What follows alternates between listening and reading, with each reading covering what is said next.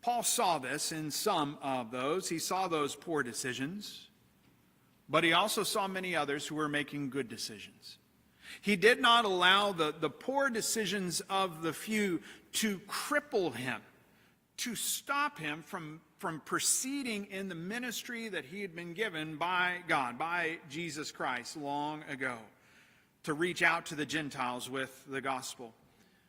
And so we too recognize that in this walk of faith, there are going to be those times where we hurt deeply.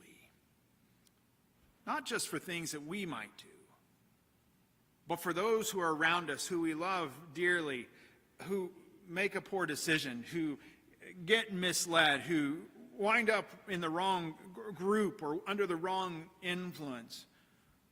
We cannot let that be a reason why we stop loving the Lord, why we stop doing the things that we are called to do, to gladly spend and be spent for those who we are ministering to, each one of us as Christians.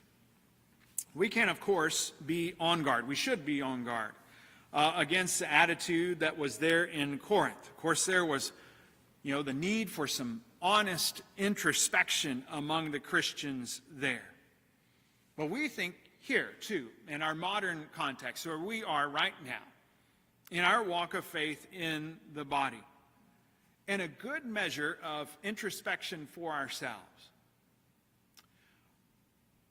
When we serve, when we help someone out, when we lend a helping hand, if the person who we help isn't thankful, is the person who we help, if they don't say thank you, does that hinder our willingness to serve?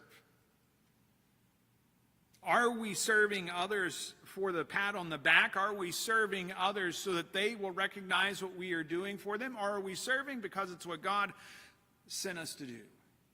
That's one of the places that we have to measure ourselves. We have to look at our service, and we think, just like Paul, are we growing to a point where we resent the things that we're being asked to do to help others?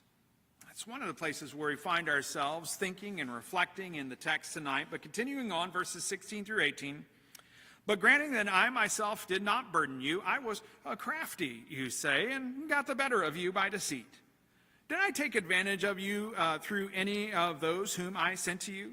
I urged Titus to go and sent the brother with him. Did Titus take advantage of you? Did we not act in the same spirit? Did we not take the same steps? This is where we left off last Sunday, I believe, but I kind of wanted to get a running start and bring in a few thoughts that I didn't remember to bring in last Sunday evening for these passages. But again, the call here, when they're talking about Paul being crafty, they're basically saying, well, he's like a used car salesman, right? He's pulling the old bait and switch, right? He's saying he's taking up this collection for the saints in Judea, but really he's just going to pocket it. Those people that he's got coming in, they're working with him.